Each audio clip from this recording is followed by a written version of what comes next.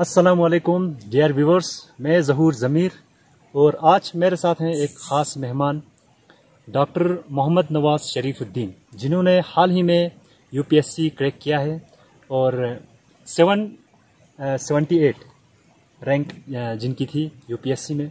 तो सबसे पहले तो आपको हार्टेस्ट कंग्रेचुलेशन सर। शुक्रिया, थैंक यू सर।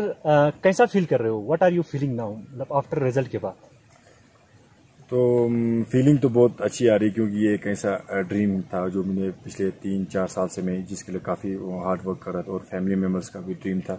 तो बहुत अच्छा फीलिंग हो रहा है, फैमिली मेम्बर्स को भी खुश देख काफ़ी अच्छा फील हो रहा है, और अपने नियर्स एंड डियर्स वन और इलाके के लोग भी काफ़ी उनको विशेस दे रहे हैं। तो इससे मुझे अच्छी फीलिंग आ रही कि भाई अगर मैं अपनी सिलेक्शन से मैं खुद भी खुश हूँ और अपने आसपास के लोग भी काफ़ी खुश। ओके सर, बेसिक एजुकेशन आपने कहाँ से की, मतलब ग्रेजुएशन वगैरह, और यूपीएससी, मतलब यहाँ तक का जो सिलसिला था ये कहाँ से शुरू?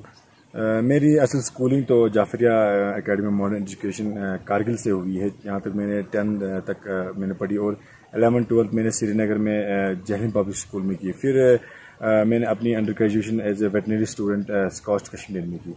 उसके बाद मैंने पोस्ट ग्रेजुएशन पोल्ट्री साइंस, एक वेटनरी साइंस का सब्जेक्ट है, जहाँ पर मैंने अपनी पोस्ट ग्रेजुएशन 2015-17 की। और मीनवाइल में अपनी प्रिपरेशन यूजी के बाद कंटिन्यू की, और फिर मैं जामिया मिलिया इस्लामिया, जामिया हमदर्द में जो कोचिंग इंस्टीट्यूट से उनके साथ में एसोसिएटेड रहा, जहाँ पर बच्चों को कोचिंग भी दिया जाता है, माहौल मतलब ऐसा सिस्टम दिया जाता है जो अपने जहाँ से आप तैयारी कर सकते। तो वहाँ मैं 2018 के आस तक वहीं पे था। Okay sir, being a doctor आप सर्विस कर रहे थे, तो यूपीएससी ही क्यों चुना आपने, मतलब इसके पीछे क्या एम था? डॉक्टर तो मेरा मतलब जेके बोपी के बाद जब मेरी सिलेक्शन हुई तो मैं जो एमबीबीएस मेरा ड्रीम था, मगर मैं एज ए वेटनेरियन में सिलेक्ट हुआ। तो 4-5 साल तो मैंने काफ़ी एज ए डॉक्टर मैं खुश था कि मैं एज ए डॉक्टर सेलेक्ट हो चुका हूँ। और फाइनल ईयर्स में जब मैंने आके देखा कि एक सिविल सर्विसेज भी एक ऐसा प्रोफेशन है जहाँ पर आप अपनी सोसाइटी को, अपने लोगों को सर्व कर सकते हो। तो उस टाइम काफ़ी क्रेज़ था। अपने जम्मू कश्मीर में बहुत सारे हमारे सीनियर्स भी सिलेक्ट हुए, शाह फैसल जैसे डॉक्टर भी सिलेक्ट हुए। तो मुझे लगा कि ये भी एक ऐसा प्रोफेशन है जहाँ पर अपनी सोसाइटी को एज ए डॉक्टर उससे ज़्यादा आप सर्व कर सकते हैं। जी सर, शुरुआत कहाँ से की यूपीएससी की, और बचपन में मतलब किस टाइप के स्टूडेंट रेंज पे थे आप?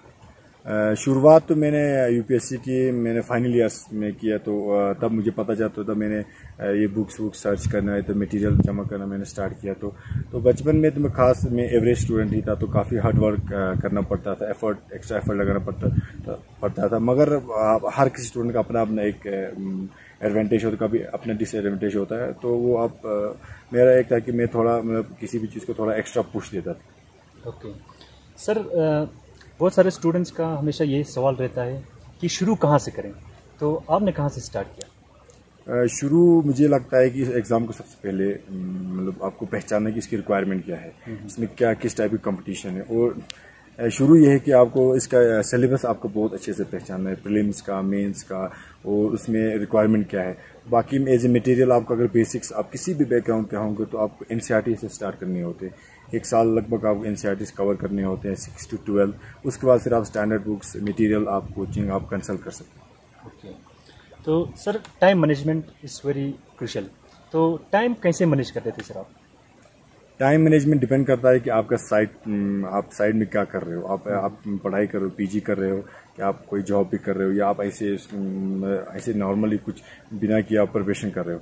तो बिना आप ओनली प्रिपरेशन कर रहे हो तो टाइम मैनेज करना कोई बड़ी बात नहीं है, क्योंकि आप दिन में 8-10 घंटे निकाल के बाकी 13-14 घंटा आपका लेजर होता है, तो आप प्रिपरेशन कर सकते हो। अब पोस्ट ग्रेजुएशन कर रहा था उस टाइम, तो मुझे दिन को लैब जाना होता था, क्लास अटेंड करने होते थे। तो सुबह 3-4 घंटे और दिन शाम को 3-4 घंटे, और बीच में जब भी कोई क्लास में ब्रेक होता तब हम पढ़ाई करते। वो जॉब के दौरान भी मैं वहीं करता था, सुबह शाम, और बीच में कभी टाइम मिला तो मैं कोशिश करता था कि मैं अपने चैप्टर्स रिवाइज करूँ यहाँ पर। सर, बहुत सारे स्टूडेंट्स ऐसे भी हैं जो कहते हैं कि मतलब यूपीएससी की तैयारी के लिए कोचिंग्स बहुत ज़रूरी होती है, तो क्या कोचिंग ज़रूरी है? अगर नहीं है तो मतलब दूसरा रास्ता कौन सा है? कोचिंग ज़रूरी नहीं है, क्योंकि आप ऑल इंडिया लेवल पे देखा जाए तो बहुत लोगों ने एग्जाम्पल सेट किए हैं बिना कोचिंग किए। तो बिना कोचिंग में आपको सबसे बड़ी रिक्वायरमेंट आपको ग्रिट होना चाहिए, आपको डिटर्मिनेशन होना चाहिए कि मुझे करना है तो करना है। और एक अच्छा सा गाइडेंस होना चाहिए और आपको प्रॉपर मटेरियल आपको होना। तो आपको थोड़ा कुछ इनिशियल स्टेज में आपको थोड़े हिकअप्स होंगे 1 आध साल, तो उसके बाद जब आपको इस एग्ज़ाम की एक किस्म का नस होती है, नर्व अगर आपको पकड़ में आई तो वो कोई बड़ी बात नहीं है। तो 1 आध साल आपको मुश्किलात होंगे, अदरवाइज बिना कोचिंग भी मुझे लगता है आप कोई भी एग्ज़ाम को क्वालिफाई कर सकते हैं। Okay sir. जो जनरल स्टडीज़ के जो पेपर होते हैं वो काफ़ी डायनेमिक नेचर के होते हैं, तो उसकी प्रिपरेशन आप कैसे किया? जनरल स्टडीज़ का पेपर डायनेमिक होता है, मगर आप एक चीज़ सबसे पहले हमें नोट करना चाहिए कि सिलेबस से बाहर बिल्कुल नहीं होता। सिलेबस की लाइन से इनडायरेक्टली और डायरेक्टली उसका लिंक होता है। तो डायनेमिक इन द सेंस हम इसलिए बोलते हैं कि इसमें ये करंट अफेयर से लिंक्ड होता है। तो करंट अफेयर लिंक होता है, आपको करंट अफेयर से रिगार्डिंग अवेयरनेस होनी चाहिए। न्यूज़पेपर उसका सबसे बड़ा सोर्स है, मगर आपको न्यूज़पेपर पढ़ने से पहले आपको सिलेबस पता होना चाहिए, मुझे पढ़ना क्या है। तो फिर आप अगर कोई भी टॉपिक हो उसमें डायनेमिक कुछ भी होगा तो आप उसको टैकल कर सकते हैं। सर आपका ऑप्शनल सब्जेक्ट क्या था, और हमारे जो स्टूडेंट्स हैं जो यूपीएससी की तैयारी कर रहे हैं तो उनके लिए क्या कहना चाहते हैं कि ऑप्शनल सब्जेक्ट कैसे चुनें?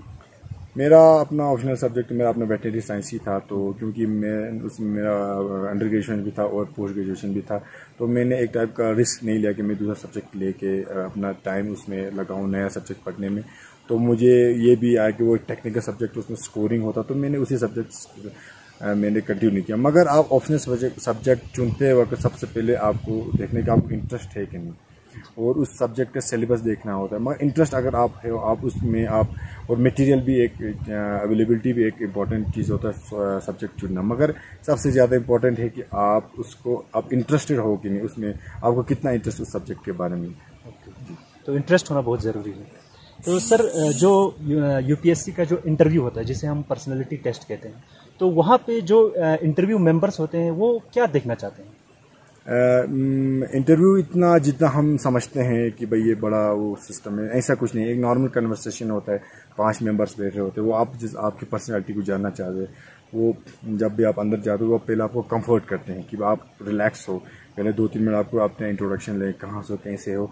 तो आपको जब आप रिलैक्स फील करते हो उसके बाद फिर इंटरव्यू कंडक्ट करते हैं या आगे लेते हैं। तो उसमें सबसे बड़ा उनका चीज़ जहाँ तक हमें तो पता नहीं वो क्या देखना चाहते, मगर एक्सपर्ट्स ये बोलते हैं कि ऑनेस्टी देखना चाहते हैं, ये बंदा कितना ऑनेस्ट है ये। और एक जैसे इस बंदे में मतलब किसी भी पॉइंट में ये अपना पॉइंट में रीजनिंग कैसे देता है, उसमें बंदे को नॉलेज थोड़ा डेप्थ अपने प्रोफेशन या अपने बैकग्राउंड के बारे में भी थोड़ा ओपिनियंस चेक करते हैं। तो कोई ओपिनियन चेक कर आपको बार बार प्रोवोक करेंगे, क्या अपना ये ग्राउंड को स्टैंड कर पाता है कि नहीं कर पाता है।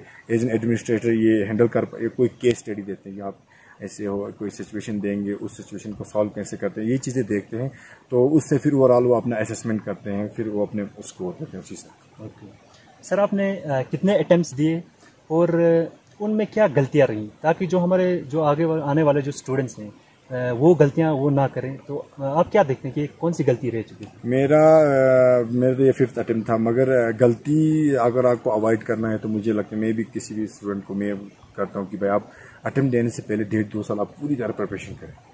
हमारे टाइम पे तो हमें सबसे बड़ी ये था कि हम पहले ये हवा थी कि एग्ज़ाम कैसा, हम देखते देखते हमने 2-3 अटेम्प्ट दिया, देखना चाहते हैं एग्ज़ाम कैसा है करके हमने 2-3 अटेम्प्ट ज़ाया किए।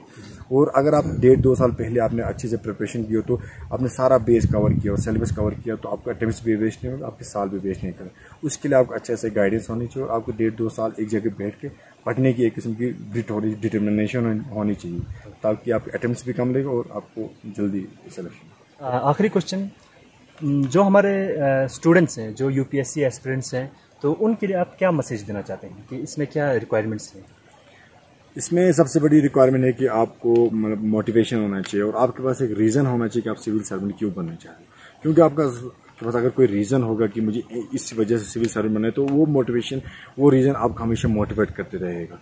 और सबसे बड़ी चीज़ है कि इसमें थोड़ा हार्ड वर्क थोड़ा देना है, स्मार्ट वर्क में इसलिए बोलता हूँ कि आपको सिलेबस के इर्द गिर्द ही पढ़ना है, सिलेबस के बाहर नहीं जाना। क्योंकि बच्चे आमतौर पर सिविल सर्विस में क्या होता है, सिलेबस के बाहर देख के वो उनका टाइम वेस्ट हो जाता है, रिसोर्सेज वेस्ट हो जाते हैं। और उसमें थोड़ा आपको पेशेंस रखना है। कभी कभी आप क्या होता है कि हमें रिजल्ट्स आपके बरक्स नहीं, जैसे मुझे 4-5 साल लगे तो मैंने 2-3 काफ़ी अटेम्प्ट्स दे दिए, तो उसमें अटेम्प्ट से मुझे रिजल्ट अपने हिसाब से मुझे नहीं आए। तो उसमें इंसान को अपने आप को दोबारा मोटिवेट करना है और आपको रीज़न दोबारा याद करना है और मुझे सिविल सर्विस क्यों बनना है। तो ये चीज़ आपको कंटिन्यू करोगे तो आप इसमें प्रिपरेशन में आप सक्सेसफुल रहोगे। और एक चीज़ मेरा सबसे बड़ा एक रिवाइज, आप रिजल्ट्स को मत देखिए।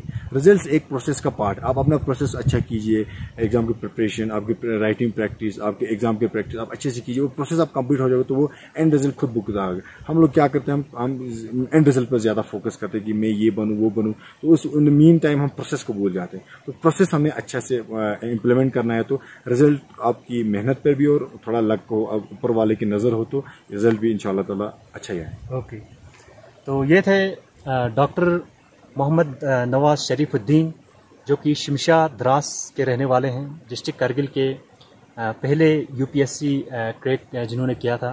तो मैं उम्मीद करता हूं कि जो हमारे यूपीएससी एस्पिरेंट्स हैं उनके लिए ये काफ़ी हेल्पफुल मैसेज रहेगा, काफ़ी इंस्पायर होंगे इनसे। Thank you sir.